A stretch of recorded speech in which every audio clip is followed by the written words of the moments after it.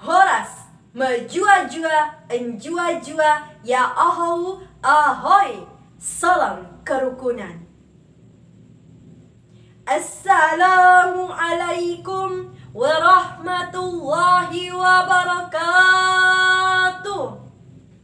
Alhamdulillah, alhamdulillahi rabbil alamin. Wassalatu wassalamu ala asrafil anbiya'i wa mursalin wa ala alihi wa ashabihi ajma'in. Amma ba'du. Pertama-tama, marilah kita ucapkan puji syukur kepada Allah Subhanahu wa Ta'ala yang telah menciptakan langit tanpa tiang, menciptakan bumi dan lautan, serta menciptakan rasa kasih dan sayang. Apabila lautan yang ada di muka bumi ini Allah jadikan sebagai tinta, dan apabila pepohonan yang ada di muka bumi ini Allah jadikan sebagai kertas, niscaya mereka tidak akan mampu untuk menuliskan segala nikmat yang telah Allah berikan. Maha besar Allah atas segala kuasanya. Salawat berangkaikan salam marilah kita hadiahkan kepada Nabi Muhammad SAW. Allahumma sholli wa sallim wa barik alaih. Semoga dengan memperbanyak salawat kepada beliau, kita mendapatkan syafaatnya di yaumil akhir kelak nanti. Amin, amin, ya rabbal alamin. Dewan juri yang saya hormati dan hadirin yang saya banggakan, pada kesempatan yang berbahagia ini, saya akan menyampaikan pidato saya dengan tema menuju kota Medan yang toleran. Dari tema tersebut, maka saya membuat judul untuk pidato saya ini, yaitu dengan judul Kerukunan di Kota Medan, Cerminan Masyarakat yang Toleran. Hadirin yang saya banggakan, masyarakat yang rukun dan toleran adalah masyarakat yang senantiasa menjaga kebersamaan dengan saling memberikan rasa aman dan tanpa huru-hara. Sebab hidup rukun, aman, dan damai merupakan dambaan bagi setiap orang yang terlahir ke dunia ini. Hanya saja dalam beberapa tahun terakhir ini terjadinya kemerosotan toleransi antar umat beragama. Sebab konflik ini biasanya sering terjadi karena beberapa faktor seperti faktor ekonomi, faktor politik, dan sebagainya yang dikaitkan dengan agama. Selain itu, juga timbul karena adanya sikap beragama secara radikal dan adanya sikap intoleran kepada sebagian kecil kelompok agama lainnya. Juga dipicu oleh persoalan tentang pendirian rumah ibadah dan penyiaran agama, serta dipicu oleh persoalan tuduhan penodaan agama. Na'udzubillah min zalik. Hadirin yang saya banggakan, apabila kasus-kasus tersebut terus berlangsung, maka jangan heran kita sebagai antar umat beragama akan mengalami kemerosotan toleransi antar umat beragama. Dan hal tersebut akan semakin parah. Siapa yang menginginkan seperti itu? Tentunya kita sangat tidak menginginkan konflik tersebut. Oleh karena itu, perlunya penguatan kerukunan serta sosialisasi pemahaman keagamaan yang moderat, penguatan wawasan kebangsaan dan integrasi nasional yang meliputi sosialisasi Pancasila, Undang-Undang Dasar 1945, NKRI, dan kebinekaan. Pentingnya hal tersebut harus kita lakukan. Dan yang tak kalah pentingnya lagi adalah penguatan kesadaran dan penegakan hukum, baik itu oleh aparatur negara, tokoh agama, ataupun tokoh politik, sehingga sikap toleran kembali didapatkan.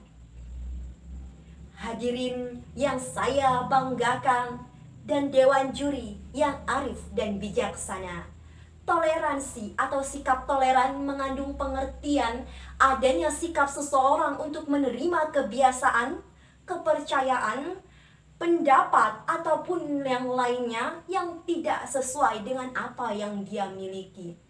Konsep toleransi positif inilah yang dikembangkan dalam hubungan sosial di negara ini dengan istilah kerukunan. Di samping upaya-upaya tersebut, perlu dilakukan pula upaya pencegahan konflik antar umat beragama dengan cara melalui peningkatan dialog antar umat beragama dengan melibatkan beberapa tokoh agama. Selain itu, juga dapat melalui musyawarah ataupun mediasi dengan melibatkan forum kerukunan antar umat beragama. Sedangkan pemerintah juga harus berperan penting untuk memfasilitasinya sebagai bagian dari kewajibannya dalam penyelenggaraan ketertiban umum dan ketenteraman masyarakat.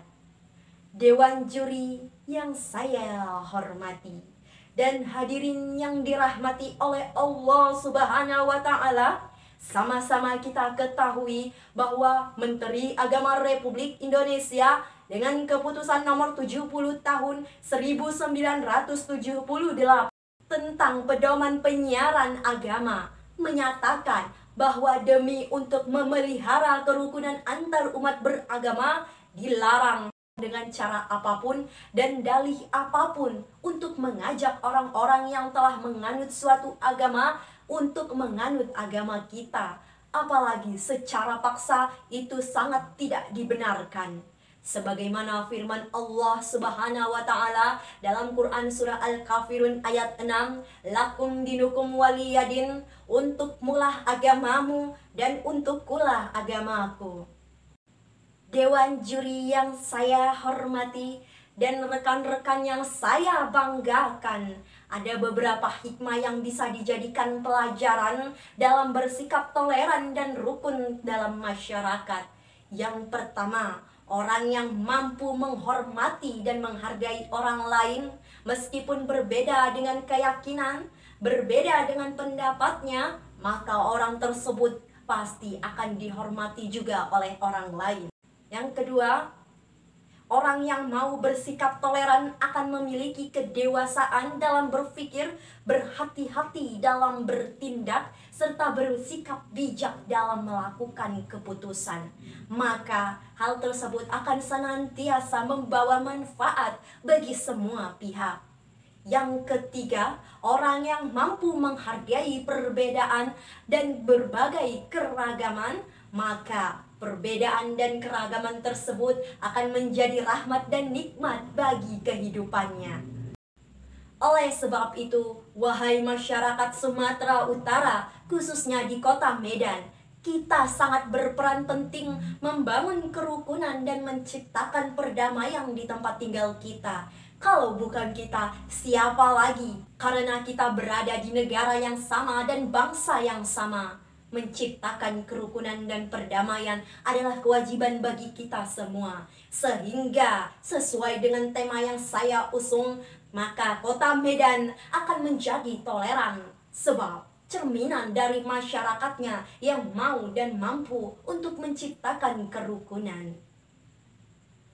Hadirin yang dirahmati oleh Allah Subhanahu wa Ta'ala, mari kita doakan bersama-sama semoga Allah Subhanahu wa Ta'ala senantiasa menjaga dan melindungi kita untuk senantiasa hidup rukun, aman dan damai. Dewan juri yang saya hormati dan hadirin yang berbahagia, demikian pidato yang dapat saya sampaikan. Apabila terdapat kesalahan, saya mohon ampun kepada Allah Subhanahu wa Ta'ala, dan kepada hadirin saya mohon maaf. Terima kasih atas perhatiannya. Jangan lihat siapa yang mengatakan, tapi lihatlah apa yang dikatakan. Wabillahi taufiq wal hidayah. Wassalamualaikum warahmatullahi wabarakatuh.